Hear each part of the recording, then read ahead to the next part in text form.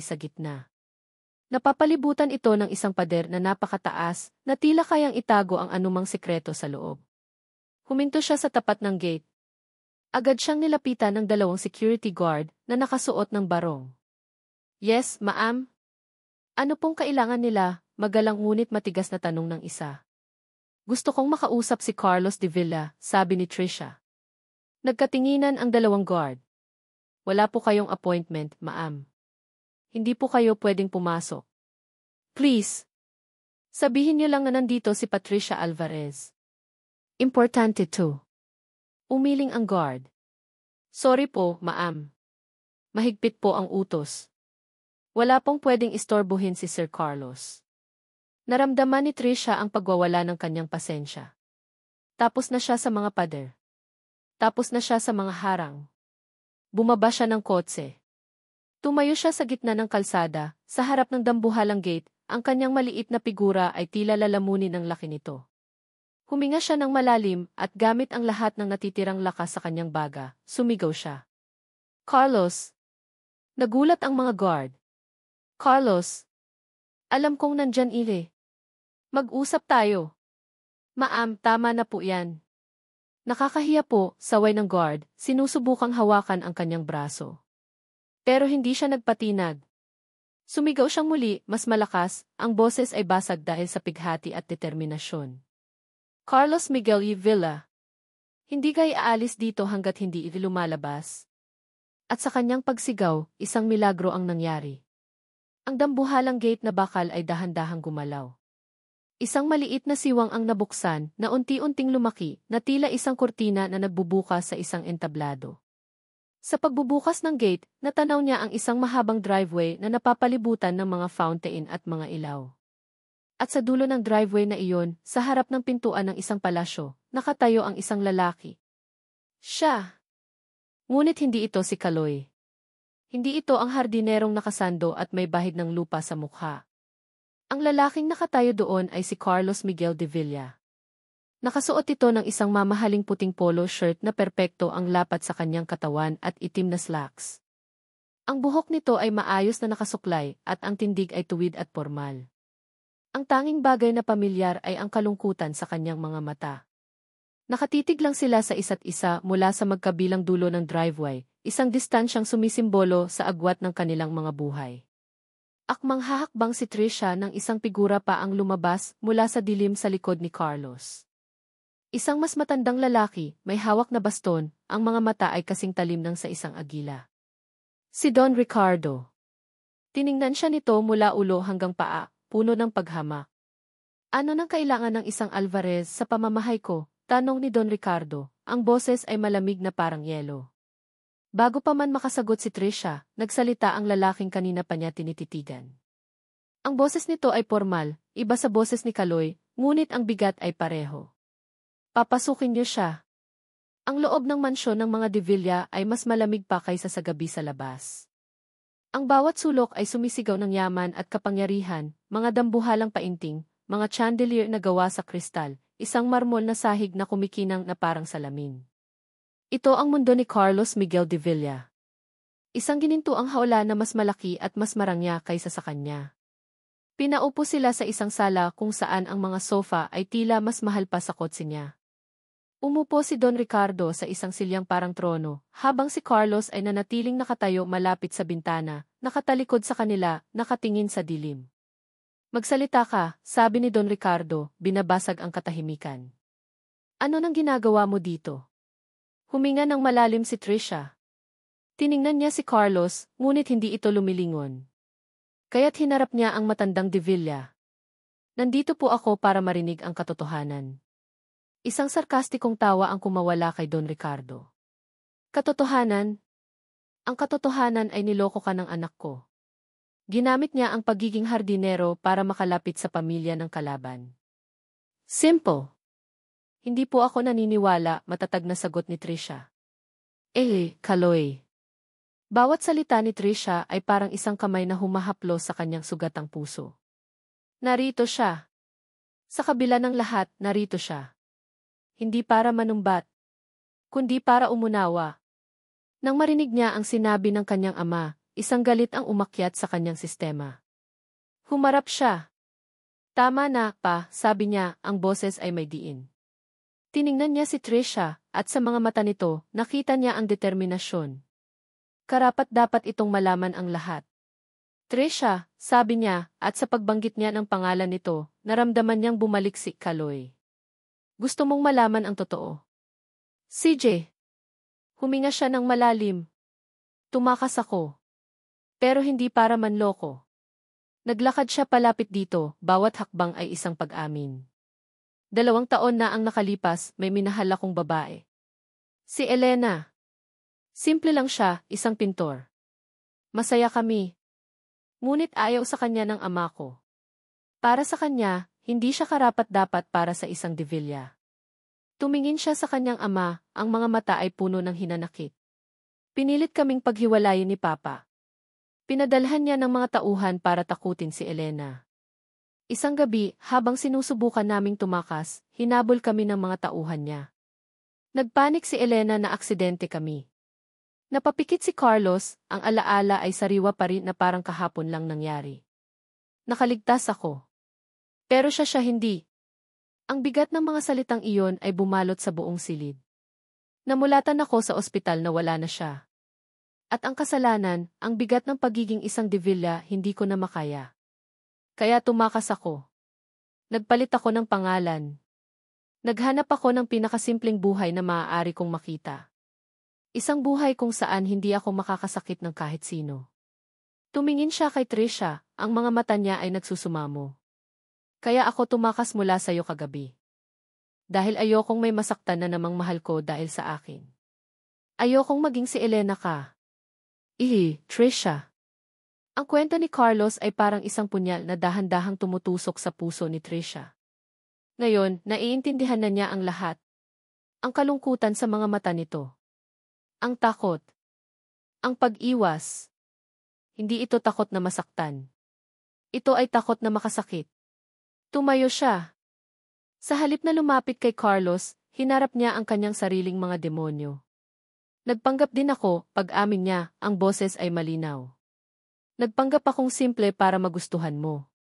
Dahil ang akala ko, yun ang tipo mo. Dahil ang totoo, ang pamilya namin ay bangkarote na. Ang buong buhay ko bilang influencer ay isang malaking palabas. Isa lang akong produkto na ibebenta sana sa kung sinong mayaman para iligtas kami. Napatingin siya kay Carlos. Pero ang pagpapanggap na iyon ang pagiging Maria Clara, ang nagturo sa akin kung ano ang totoong mahalaga. Ang simpleng buhay. Ang totoong saya. Ikaw ang nagturo sa akin noon, Kaloy. Naglakad siya palapit dito.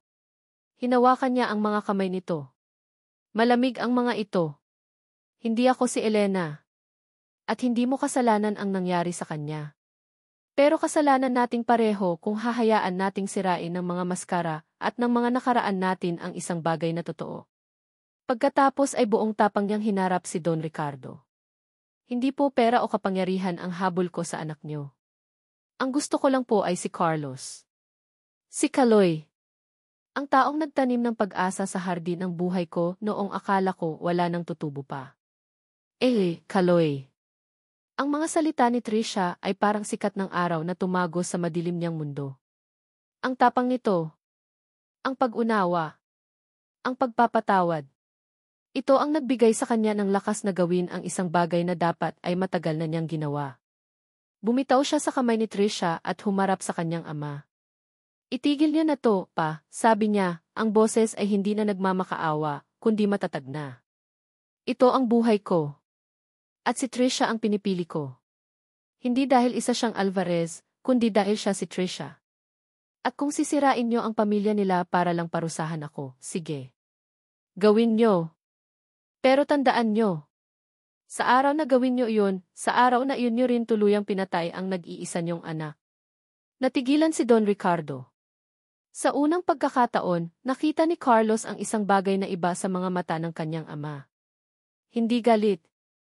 Hindi kapangyarihan. Kundi takot. Ang takot ng isang amang malapit ng tuluyang maiwanan. Walang nagsalita.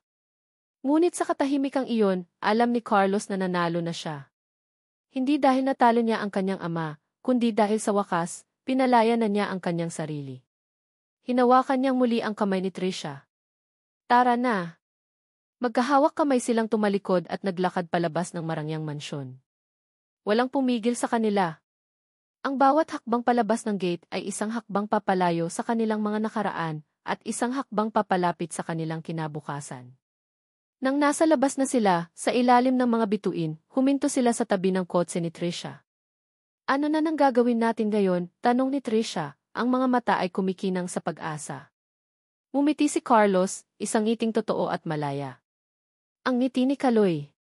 Magsimula tayo, sabi niya. Sa pagkakataong ito, wala nang maskara. 6 na buwan ang lumipas. Ang bango ng mga sariwang bulaklak ang bumalot sa maliit na shop. Si Trisha, nakasuot ng isang simpleng apron na may bahid ng lupa, ay abala sa pag-aayos ng isang baukwet ng mga sunflower. Ang kanyang dating perfect manicure ay napalitan na ng mga kukong may bakas ng pagtatrabaho, ngunit ang ngiti sa kanyang labi ay mas totoo kaysa sa alinmang ngiti na ipinakita niya sa kamera. Bumukas ang pinto at pumasok si Carlos, dala ang 2 tasa ng kape. Wala na ang mamahaling damit. Nakasuot lang ito ng simpleng t-shirt at maong. Ready na, boss? Tanong niya, ngingisi-ngisi. Lumapit si Trisha at hinalikan siya. Ready na. Tumingin sila sa labas ng salaming bintana. Isang simpleng wooden sign ang nakasabit sa itaas. Nakasulat dito sa magandang calligraphy. Lengo Hardin ni na Patricia G. si Carlos. Habang pinagmamasdan nila ang mga taong nagdaraan, magkahawak ang kanilang mga kamay. Ang huling maririnig ay ang tunog ng kanilang mga tawa, isang tunog na hindi na kailangan ng filter, isang tunog na totoo at malaya. At dito nagtatapos ang kwento ni na Patricia at Carlos, isang kwentong isinilang sa pagkukunwari, ngunit namulaklak sa katotohanan. Sa bawat isa sa inyo na sumubaybay, na nakiiyak, nakikilig, at umasa kasama ng ating mga bida, maraming salamat. Ang inyong pakikinig ang nagbigay buhay at kulay sa bawat salitang aking isinulat. Habang binubuo ko ang paglalakbay ni Trisha at Kaloy, iisa lang ang tanong sa aking isipan, gaano kadalas tayong nagsusuot ng maskara? Hindi lang sa harap ng iba, kundi maging sa harap ng ating mga sarili. Ang kwentong ito ay isang paalala na sa ilalim ng lahat ng ating mga pagkukunwari at mga lihim, may isang pusong naghahangad lamang na mahalin at tanggapin ng buo. Naway napulutan ninyo ng aral na ang tunay na pag-ibig ay hindi natatakot sa katotohanan, at ang pinakamagandang hardin ay yaong itinanim sa lupa ng pagpapatawad at pinayabong ng pag-asa. Hanggang sa muli nating pagkikita sa susunod na kwento, huwag kayong mag-atubiling iwan ang inyong mga saloobin sa comment section sa ibaba. Nais kong marinig ang inyong mga puso. Muli, mula sa kaibuturan ng aking puso, maraming salamat. Isang pilit na ngiti ang nakapinta sa mga labi ni Patricia Isabel Alvarez habang nakatutok sa maliwanag na screen ng kanyang cellphone. Kumakaway siya sa libo-libong numerong gumagalao sa itaas na bahagi ng screen, mga taong nanonood sa kanya, humahanga sa kanya, naiinggit sa kanya. Hi, loves! Welcome back to Dinwith Channel, bati niya, ang boses ay sadyang pinataas at pinatamis. And for today's video, it's another luxury haul. Super excited to show you what I got from Ace the recent shopping trip. Sa kanyang harapan, sa ibabaw ng mamahaling vanity table, nakakalat ang mga paper bag na may mga pangalang kilala sa buong mundo, Chanel, Dior, Hermes. Kinuha niya ang isa, maingat na inilabas ang isang maliit na kahon, at ipinakita ito sa kamera. Look at this gorgeous piece, loves. Isn't it just to die for? Pero sa ilalim ng mesa, nanginginig ang kanyang kaliwang kamay. Muling nag-vibrate ang isa pang cellphone, ang personal niyang numero na nakapatong sa kanyang hita. Hindi niya kailangang tingnan kung sino ang tumatawag.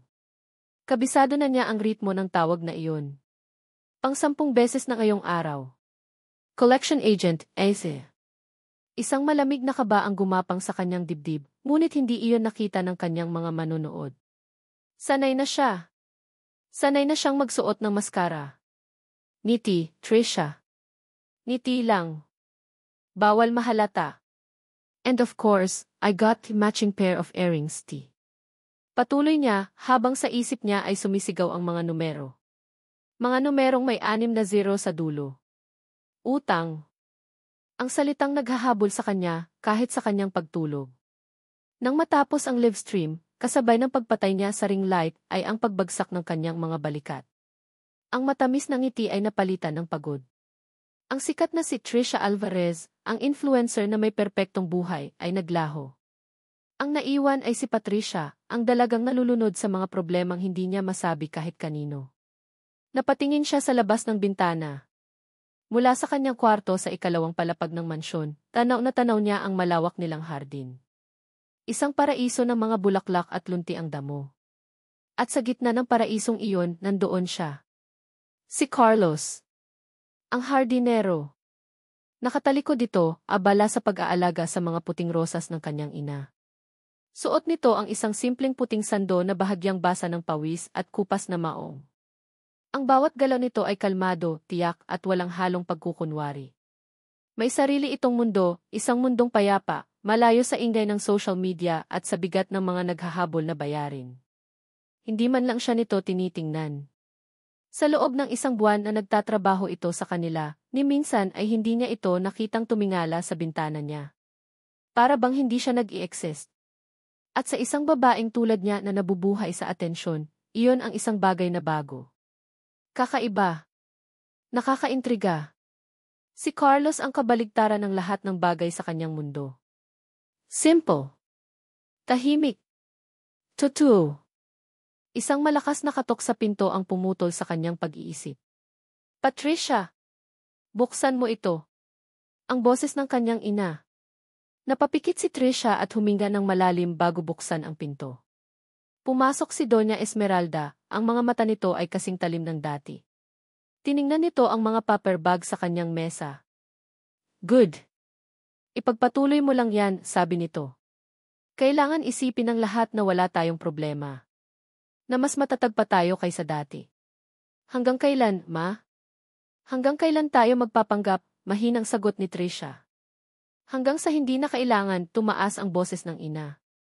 Kaya makinig kang mabuti. Mamayang gabi may dinner tayo.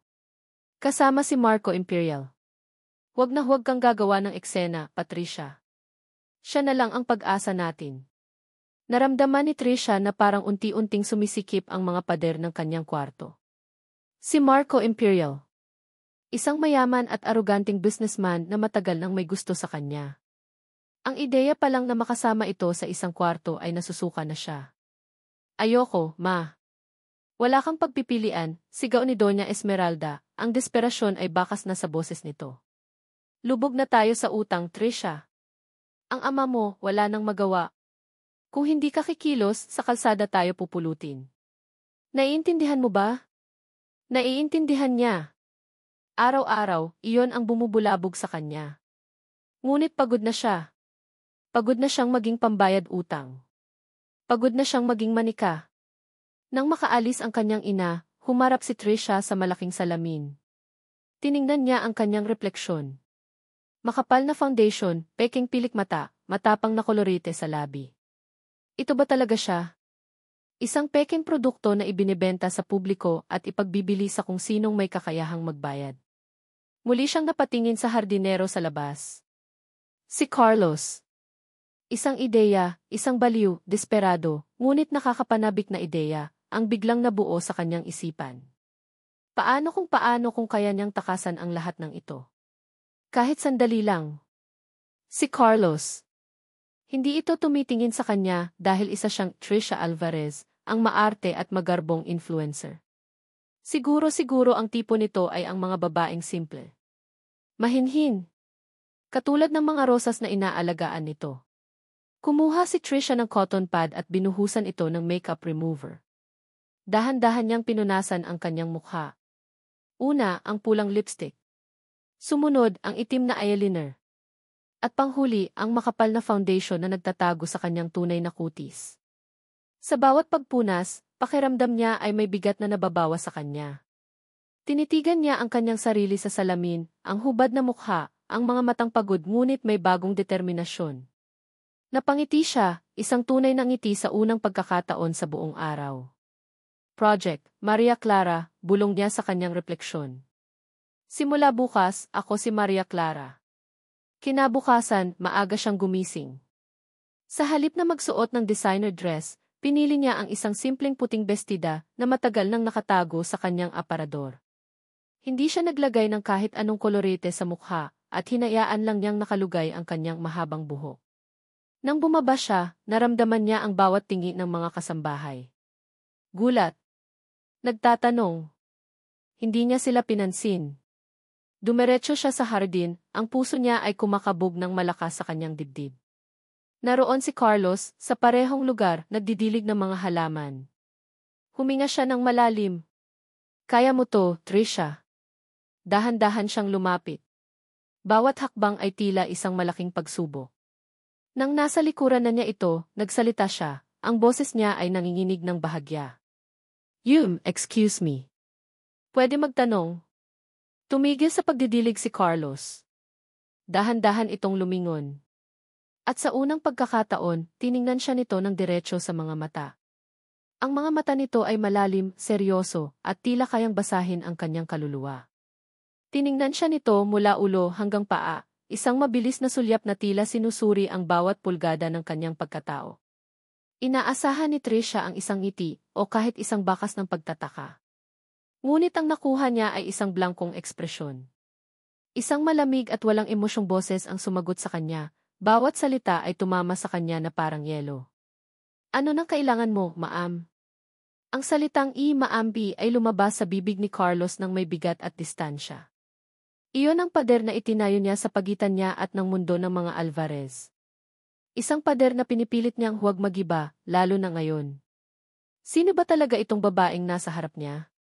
Kahapon, habang naglilinis siya ng mga paso malapit sa bintana ng library, nakita niya ito sa gitna ng kanyang live stream. Nakasuot ng damit na mas mahal pa sa 6 na buwang sahod niya, kumakaway sa kamera na parang isang reyna, napapaligiran ng mga bagay na kumikinang. Isang babaeng gawa sa pangarap at karangyaan. Ngayon, nakatayo ito sa harap niya, suot ang isang simpleng bestida na sumasayaw sa hangin, ang mukha ay walang kolorete, at ang mga mata ay maihalong kaba at pag-asa. Parang ibang tao. Parang mas totoo. Ngunit para kay Carlos, ang anumang galing sa pamilyang ito ay delikado.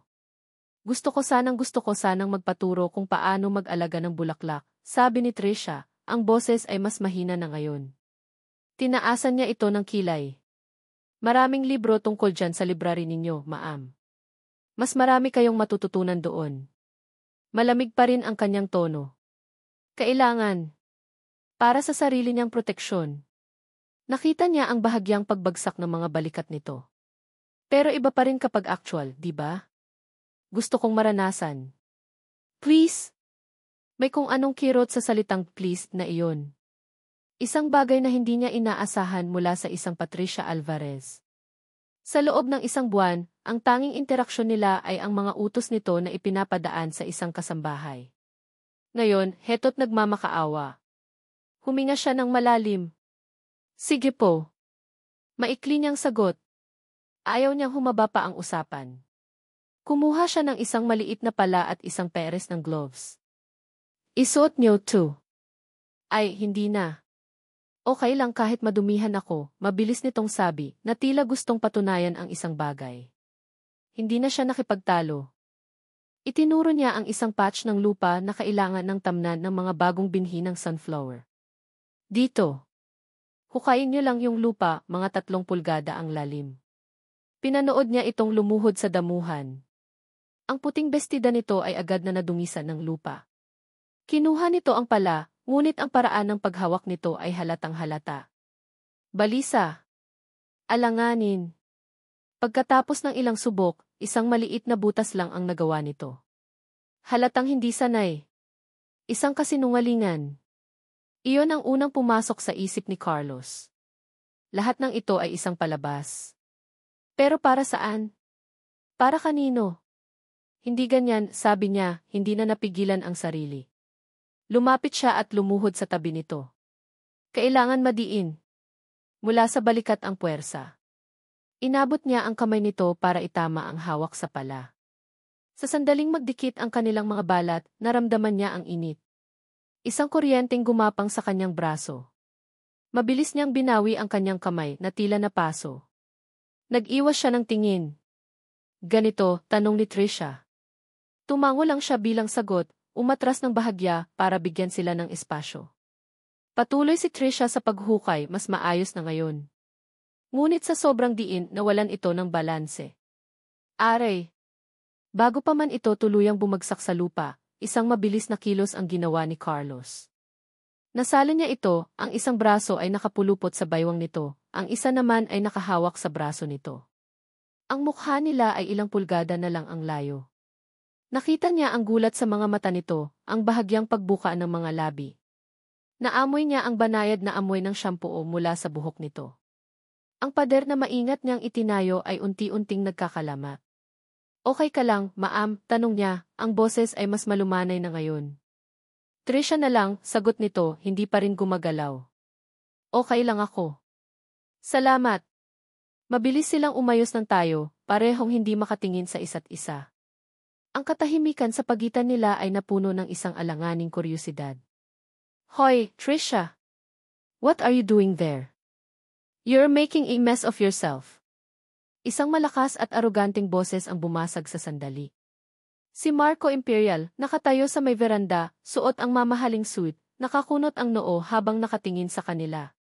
Ang mga mata nito ay lumipat kay Carlos, puno ng paghamak.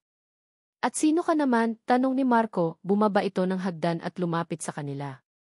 Hardinero po, sir, magalang na sagot ni Carlos, ngunit nanatiling tuwid ang kanyang tayo. Sanay na siya sa mga ganitong tingin. Ang tingin ng mga taong hinuhusgahan ka base sa suot mo. Well, Hardinero, sabi ni Marco, do your job and stay away from fiance. Idiniin nito ang salitang fiance habang inaakbayan si Trisha. Nakita ni Carlos ang pagtiim ng bagang ni Trisha, pero hindi ito nagsalita. Isang pilit na ngiti lang ang ibinigay nito kay Marco. Tumalikod na lang si Carlos at bumalik sa pag-aalaga ng mga rosas. Rinig na rinig niya ang pag-uusap nila sa likod. Ano ba nang ginagawa mo? Pinapahiya mo ko, sabi ni Marco. Wala akong ginagawang masama. Nagpapaturo lang ako, sagot ni Trisha. Sa lahat ng pwedeng pagkaabalahan, yan pa. Halika na. We'll be late for our lunch meeting, hila ni Marco. Habang papalayo sila, hindi napigilan ni Carlos na sumulyap. Nakita niya ang tingin ni Trisha na nakatuon pa rin sa kanya, isang tingin na maihalong pagsusumamo at panghihinayang. Gabi na nang matapos si Carlos sa kanyang mga gawain. Papunta na sana siya sa maliit na kwarto niya sa likod ng mansyon nang may marinig siyang pagtatalo mula sa loob. Malapit sa bintana ng kusina. Isang malaking utang, Trisha. Hindi mo ba naiintindihan? Boses iyon ni Doña Esmeralda, puno ng galit at pag-aalala. Pero ma, ayoko kay Marco. Hindi ko siya mahal, sagot ni Trisha, umiiyak. Walang kinalaman ang pagmamahal dito. Ito ay tungkol sa kaligtasan. Sa pag-survive.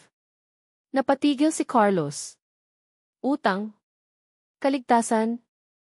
Ang mga salitang iyon ay tila hindi nababagay sa pamilyang ito. So, totoo pala. Ang mga bulong-bulungan ng mga kasambahay. Ang perpektong imahe ng mga Alvarez ay isa lang palang malaking palabas. Mas lalo siyang naguluhan. Ang pagpapanggap ba ni Trisha bilang Maria Clara ay parte ng palabas na ito? Isa lang ba siyang prop sa kung anumang plano ang ginagawa nila? Nagpa siya siyang huwag nang makinig pa. Gulo ito ng mga mayayaman. Isang gulo na matagal na niyang tinalikuran.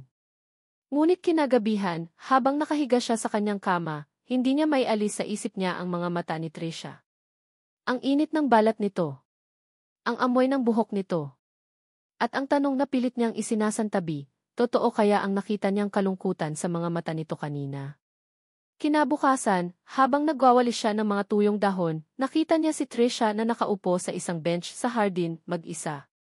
Nakayuko ito, ang mga balikat nito ay nanginginig. Umiiyak ito. Walang Marco. Walang Doña Esmeralda. Walang kamera. Siya lang. Isang parte niya ang nagsasabing lumapit. Damayan ito. Tanungin kung ano ang problema. Ngunit ang isa pang parte, ang parte na laging nag-iingat, ang nagsasabing huwag. Huwag kang makialam, Carlos. Huwag kang masangkot. Akmang lalapitan na sana niya ito, isang hakbang pa lang ang nagagawa niya, nang biglang mag-vibrate ang kanyang cellphone sa bulsa. Kinuha niya ito. Isang pangalan na matagal na niyang hindi nakikita. Don Ricardo. Ang kanyang ama. Isang malamig na takot ang bumalot sa kanya. Mabilis niyang sinagot ang tawag, pabulong. Hello. Sir Carlos, kailan po kayo babalik? Hinahanap na po kayo ni Don Ricardo. Ang boses ng tapat na katiwala ng kanilang pamilya, si Mang Lito. Naramdaman niyang nanuyo ang kanyang lalamunan. Sinabi ko nang huwag na kayong tatawag dito. Pero, Sir Carlos Wala nang Sir Carlos, madiin niyang sabi. Patay na siya. Mabilis niyang pinatay ang tawag, ang kanyang puso ay dumadagundong sa kaba. Napasandal siya sa isang puno, nagtatago sa dilim, habang pinagmamasdan si Trisha sa malayo, isang babaeng umiiyak dahil sa mga problemang akala niya ay naiiba sa kanya, ngunit ngayon ay nararamdaman niyang pareho lang pala. Pareho silang nakakulong sa isang ginintuang haula. Lumipas ang mga araw na tila isang panaginip. Ang Key Project, Maria Clara, na nagsimula bilang isang desperadong laro, ay unti-unting nagiging isang bagay na totoo para kay Trisha. Ang bawat umaga ay hindi na niya sinisimulan sa pag-scroll sa social media, kundi sa pag-asam na masilayan si Kaloy sa hardin. Ang dating malamig na pader sa pagitan nila ay unti-unti nang natitibag. May mga ngiti nang isinusukli si Kaloy sa kanyang mga tanong. May mga sandaling nahuhuli niya itong nakatingin sa kanya, na agad naman itong iiwas kapag napansin niyang nakatingin din siya. Ang mga simpleng sandaling iyon ang nagbibigay sa kanya ng lakas na harapin ang bigat ng kanyang totoong mundo. Isang hapon, pagkatapos ng isa na namang peking livestream, muli niyang pinuntahan si Kaloy. Nakita niya itong nag-aayos ng mga gamit, tila pauwi na. Kaloy, sandali, tawag niya. Lumingon ito, may bakas ng ngiti sa mga labi. Oh, Trisha. Akala ko may photoshoot ka ngayon. Natutunan na nito ang ilan sa mga termino niya. Na-cancel, pagsisinungaling niya. Ang totoo, siya ang nag-cancel. Mas gugustuhin pa niyang makasama ito kaysa ngumiti sa harap ng kamera. Uwi ka na? Tumango ito. Maaga ako pinauwi ni Manang Fe. Medyo pagod na rin. Gusto mong maglakad-lakad muna, alok niya, ang puso niya ay kumakabog. Sa labas, kahit dyan lang sa village. Nakita niya ang pag-aalinlangan sa mga mata nito, ngunit sa huli ay tumango rin ito. CJ. Ang simpleng gisige na iyon ay parang musika sa kanyang pandinig. Naglakad sila palabas ng gate, magkatabi, ngunit may 1 pulgadang distansya sa pagitan nila na hindi magawang basagin ng kahit sino. Tahimik silang naglakad sa mga kalye ng Forbes Park, ang tunog lang ng kanilang mga yapak at ng mga ibon ang maririnig. Maya-maya, may narinig si Trisha na isang pamilyar na tunog, ang maliit na kampanilya ng naglalako ng fishball. Isang kariton ang nakatayo sa kanto, malapit sa parke. Gusto mo? Tanong ni Kaloy, nakatingin sa kariton. Tumango si Trisha, kahit kailanman sa buong buhay niya ay hindi pa siya nakakatikim noon. Palagi siyang pinagbabawalan ng kanyang ina.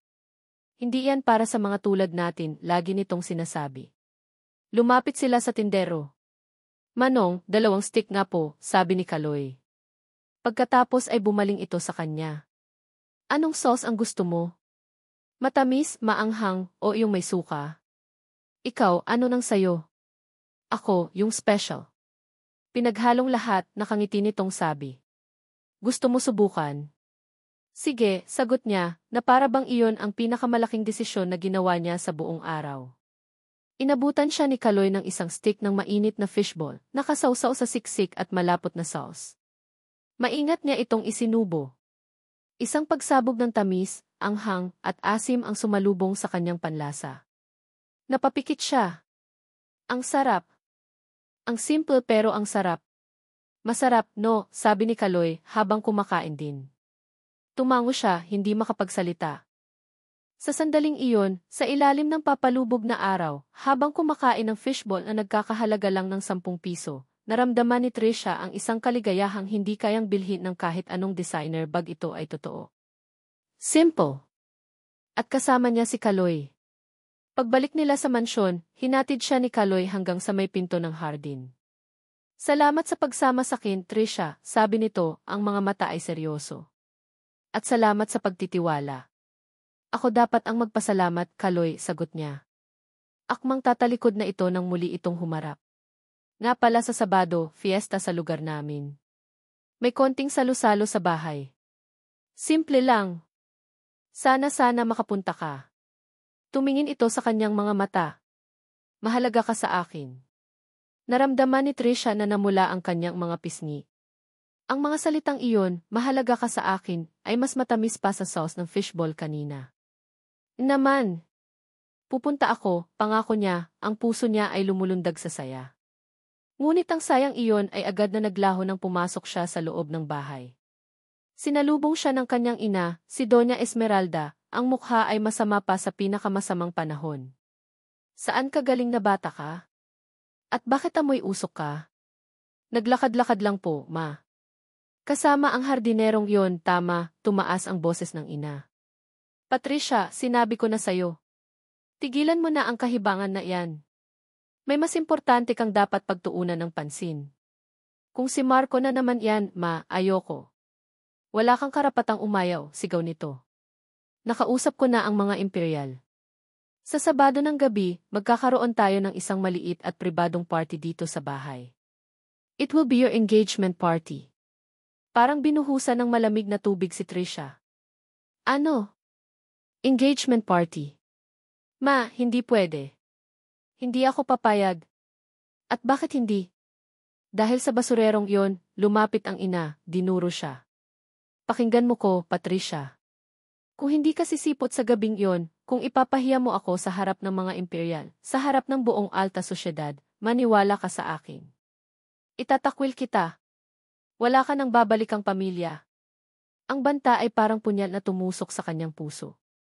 Ang kanyang ina kaya siyang itakwil para lang sa pera at status. Kinagabihan, pumasok si Marco sa kanyang kwarto nang walang paalam.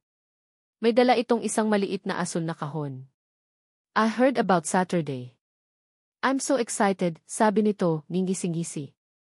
Binuksan nito ang kahon. Sa loob, isang dambuhalang diamante ang nakapatong sa isang platinum na singsing. Kumikinang ito sa ilalim ng ilaw, ngunit sa mata ni Trisha, para itong isang posas. It's beautiful, isn't it? Sabi ni Marco, kinuha ang kanyang kamay. It will look perfect on you. Binawi ni Trisha ang kanyang kamay. Marco, please. I need time to think. Think about what? This is our destiny, Trisha, mayabang nitong sabi. I always get what I want. Iniwan nito ang kahon sa kanyang mesa at umalis. Naiwan si Trisha na nakatitig sa kumikinang na singsing. Ito ang kanyang kinabukasan. Isang buhay na puno ng karangyaan, ngunit walang pag-ibig.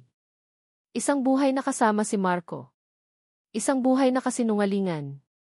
Naalala niya ang imbitasyon ni Kaloy. Isang simpleng salusalo sa isang simpleng bahay. Isang mundong bago sa kanya, ngunit isang mundong tila doon siya tunay na nabibilang. Sabado ng gabi. Ang buong bahay ay abala. May mga caterer, mga bulaklak at mararangyang palamuti. Si Trisha, sa loob ng kanyang kwarto, ay nakaharap sa salamin. Suot na niya ang isang eleganteng pulang gown na pinili ng kanyang ina. Ang kanyang buhok ay perpektong nakaayos, at ang kanyang mukha ay puno na naman ng pamilyar na maskara ng makeup. Siya na naman si Trisha Alvarez, ang manikang ipapakita sa lahat. Tiningnan niya ang kanyang sarili. Ang babae sa salamin ay maganda, sopistikada, ngunit ang mga mata nito ay walang buhay. Malungkot. Sa ibabaw ng kanyang vanity table, magkatabing nakalagay ang dalawang bagay. Sa kaliwa, ang mamahaling imbitasyon na may gold embossed na pangalan ni Marco at Patricia. Ang simbolo ng kanyang obligasyon, ng kanyang pamilya, ng kanyang bilangguan. Sa kanan, isang maliit at gusot na piraso ng papel. Ang papel kung saan isinulat ni Kaloy ang address ng bahay nito kaninang umaga, gamit ang isang ballpen na halos maubos na ang tinta. Ang sulat kamay nito ay simple, dire-diretso, katulad niya. Ang simbolo ng isang pagpipilian. Ng isang posibleng kalayaan. Bumukas ang pinto. Trisha, anak. Handa ka na ba? Nandyan na sila, malambing na sabi ng kanyang ina, isang peking lambing na ginagamit lang nito kapag may bisita. Tumingin si Trisha mula sa refleksyon niya sa salamin, patungo sa dalawang bagay sa kanyang harapan. Ang engagement party o ang fiesta. Si Marco o si Kaloy. Ang kasinungalingan o ang katotohanan. Ang kanyang kamay ay nanginginig habang dahan-dahan niyang inaabot ang isa sa mga ito. Ang ingay ng videoke, ang halakhak ng mga kapitbahay, at ang amoy ng inihaw na baboy ay dapat sapat na para punuin ang isip at pandama ni Carlos. Pero sa gabing ito, ang lahat ng iyon ay tila mga palamuti lang sa isang entabladong naghihintay ng bida. At alam niya kung sino ang hinihintay niya. Oh, Kaloy! Isa pa, sigaw ng kaibigan niyang si Berto, inaabutan siya ng isang bote ng beer. Kinuha niya ito at pilit nang ngumiti. Salamat, tol! Ngunit ang mga mata niya ay laging bumabalik sa eskinita, sa bukana ng kanilang maliit na kalye. Hindi siya darating. Paulit-ulit niyang sinasabi iyon sa sarili. Isang malaking kalokohan ang umasa. May engagement party si Trisha ngayong gabi.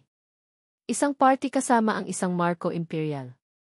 Isang party na magliligtas sa kanyang pamilya. Ano ba naman ang isang simpleng fiesta kumpara doon? Ano ba naman ang isang hardinero kumpara sa isang bilyonaryo? Pero sa kabila ng lahat ng lohika, may isang munting bahagi ng kanyang puso na kumakapit sa pangako nito. Pupunta ako. Lalim ng iniisip natin, puna ni Berto. Yung bisita mo ba sa mansyon ang laman niyan? Hindi sumagot si Carlos. Ininom na lang niya ang beer. Maya-maya, nagsimula ng magkagulo ang mga bata sa may eskinita. Wow! Ang ganda ng kotse, sigaw ng isa. Napatingin si Carlos. Isang itim at mamahaling kotse ang huminto sa dulo ng kalye. Impossible. Walang nagmamay-ari ng ganoong sasakyan sa lugar nila. Bumukas ang pinto sa passenger side, at isang pamilyar na figura ang bumaba. Natigilan ang lahat. Ang tugtog mula sa videoke ay tila humina. Ang lahat ng mata ay napako sa babaeng dahan-dahang naglalakad palapit. Nakasuot ito ng isang eleganteng pulang gown. Ang buhok nito ay perpektong nakaayos at ang mukha ay may kolorite. Bawat hakbang nito sa hindi pantay na semento ay maingat, tila isang anghel na napadpad sa lupa. Si Trisha! Ngunit hindi ito ang Maria Clara na nakasama niya sa hardin. Ito ang Trisha Alvarez na nakikita ng lahat sa social media. Ang reyna. Ang bituin. At nasa gitna siya ngayon ng kanilang magulo at maingay na fiesta. Naramdaman ni Carlos na nanuyo ang kanyang lalamunan. Parang huminto ang pag-ikot ng mundo. Tumayo siya, hindi maalis ang tingin sa papalapit na dalaga. Nakita niya ang kaba sa mga mata nito habang tinitingnan ang paligid, ngunit nang magtama ang kanilang mga mata, isang maliit na ngiti ang sumilay sa mga labi nito. Isang ngiting para sa kanya lang. Sa isang iglap, nawala ang takot at pag-aalinlangan sa puso ni Carlos. Napalitan iyon ng isang purong, nag-uumapaw na saya. Dumating siya. Pinili niya ako. Sinalubong niya ito. Trisha Lee. Iyon lang ang lumabas sa kanyang bibig. Kaloy, sagot nito, ang boses ay bahagyang nanginginig. Pasensya na. Ito kasi ang pinasuot sa akin ni Mama. Ngumiti si Carlos, isang ngiting totoo at malawak. Ayos lang. Ang mahalaga, nandito ka. Ang ganda mo. Nakita niya ang pamumula ng mga pisngi nito. Sino yan, Kaloy? Girlfriend mo, tukso ni Aling Nena, ang may-ari ng sari-sari store. Nag-init ang mukha ni Carlos. Tiningnan niya si Trisha, humihingi ng permiso. Nakita niya ang pag-asa sa mga mata nito. Huminga siya ng malalim. Ang mga kapitbahay, mga kaibigan. Sabi niya, medyo lumakas ang boses para marinig ng lahat. Ito si Trisha. Isang espesyal na kaibigan. Ang mga salitang espesyal na kaibigan ay sapat na. Naghiyawan ang kanyang mga kaibigan. Ipinaghila siya ni Berto ng upuan. Sa una, alanganin si Trisha, ngunit ang init ng pagtanggap ng mga simpleng tao sa paligid niya ay tila nagpagaan sa kanyang loob. Ipinakilala siya ni Carlos sa lahat. Inabutan nila ito ng pagkain. Kinuwentuhan. At sa bawat tawa ni Trisha, sa bawat ngiti nito na hindi napilit, mas lalong nahulog si Carlos. Nakikita niya ngayon ang tunay na Trisha, hindi ang influencer, hindi ang peking Maria Clara, kundi ang babaeng nasa harap niya, na masayang kumakain ng spaghetti sa isang paper plate. Maya-maya, pinalitan ang tugtog sa videoke. Isang luma ngunit masayang folk dance music ang umalinggaw-ngaw. Sayawan na yan, sigaw ng mga tao. Kinila ni Berto si Carlos at si Trisha Patayo.